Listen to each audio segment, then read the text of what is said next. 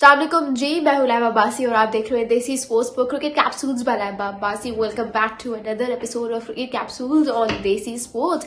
But before we start off with our daily dose of cricket, I would like to request you all कि जिन्होंने अभी तक इस channel को subscribe नहीं किया, subscribe this YouTube channel, press the bell icon to never miss any video from my side. And if you want to follow us on TikTok, Facebook and Instagram, then you can find all the links in the description box. Let's start off with our today's video. और आज की video बहुत interesting होने वाली है. उसकी वजह यह है कि आज बरोज जुम्मा ये दिन बहुत एक्साइटिंग था. उसकी वजह ये थी कि कज़ाफी स्टेडियम की इनॉग्रेशन हुई, Pakistan champions trophy 2025 kit reveal हुई.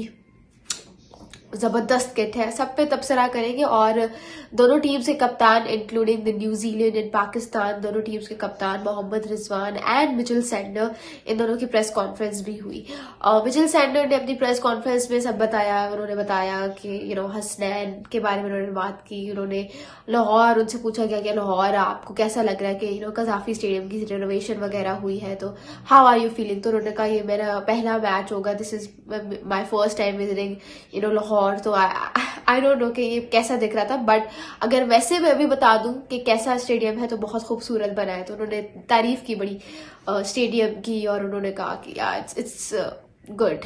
और उनसे जब पूछा गया कि पाकिस्तान को आप कैसे देख रहे हैं एज योर ऑपोजिशन, तो उन्होंने कहा Pakistan is always a tougher side. मतलब उन्होंने कहा कि हमने पाकिस्तान को जो है वो बहुत ज्यादा फेस किया है, हमने बहुत सारे मैचेस खेले. और यकीनन ये बात है, पाकिस्तान और न्यूजीलैंड ने आपस में बहुत सारे मैचेस खेले.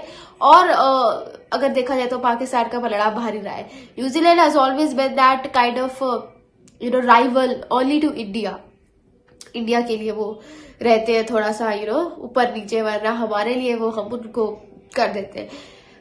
मोहम्मद रिजवान की जो प्रेस कॉन्फ्रेंस हुई उनमें भी उनसे काफी ज्यादा इंपॉर्टेंट सवाल पूछे गए, जिसमें सिलेक्शन के बारे में पूछा गया कि आप कैसे देख रहे हैं कि पाकिस्तान की जो टीम सेलेक्ट हुई है 15 मेंबर स्क्वाड, उसको कैसे देख रहे हैं. तो जब उनसे पूछा गया कि आप मतलब कहा यह जा रहा है कि 11 फरवरी तक जो है वो स्क्वाड में चेंजिंग्स की जा सकती है, तो आप कैसे देखते हैं कि क्या चेंजेस करनी चाहिए. अच्छा, पूरी प्रेस कॉन्फ्रेंस में उन्होंने कहा ये टीम बहुत अच्छी है. आखिर बाकी कहते हैं कि हाँ करनी चाहिए, होंगी अगर आपके पास चांसेस, व्हाई नॉट. ये बात मुझे उनकी समझ नहीं आई, मोहम्मद रिजवान की ये बात.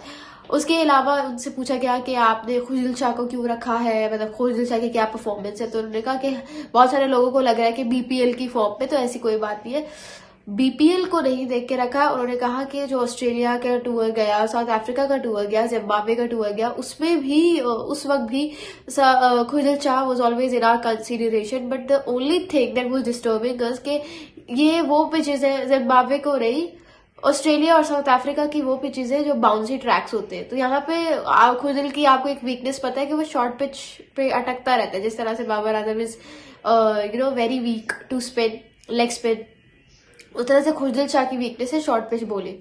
तो उसको मद्देनजर रखते हुए हमने कहा कि अगर हम उसको उस टूर्स पे डाल देते, वो अच्छा परफॉर्म ना कर पाता, फिर इवेंचुअली हम उसको डालते चैंपियंस ट्रॉफी में, having prime focus on his spin bowling advantage, तो फिर लोग कहते हैं कि ये देखो इतना गंदा परफॉर्म करके भी टीम में आ गया. इसलिए हमने उसको उस वक्त नहीं डाला टीम में, लेकिन हमने उसको अब डाल दिया क्योंकि हमें पता है कि उसकी जो लेफ्ट आर्म स्पिन है that is going to be a big advantage for Pakistan at the end of the day.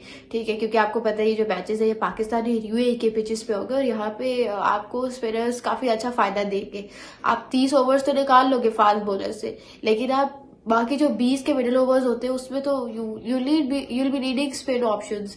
उसमें आपके पास सिर्फ अबरार जेन्युइन स्पिनर है, बाकी आपके पास you have to go with Salman Ali Agha and Khushdil Shah. तो तब आप क्या करेंगे. तो बेसिकली ये बात हुई है. उसके बाद उनसे जो है वो पूछा गया कि साइम अयूब के साथ ओपनिंग कौन करेगा.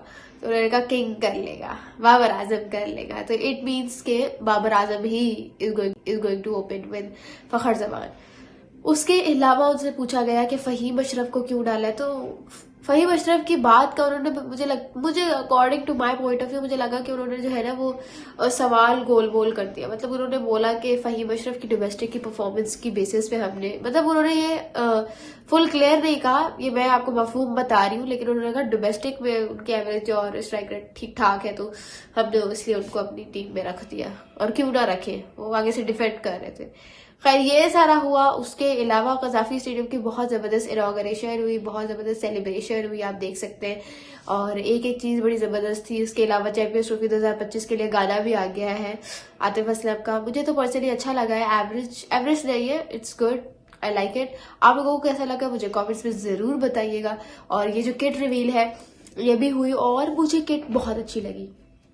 I have always been wanting this color in for Pakistan jersey, you know, neon type color मुझे चाहिए था, काफी अरसे से चाहिए था, क्योंकि मतलब ये जो 90s और 2000s वाली फीलिंग थी ना पाकिस्तान के जर्सी में, it is absolutely unmatched, absolutely unmatched. तो ये मुझे किसी भी हाल में चाहिए थी, मुझे फाइनली मिल गई है।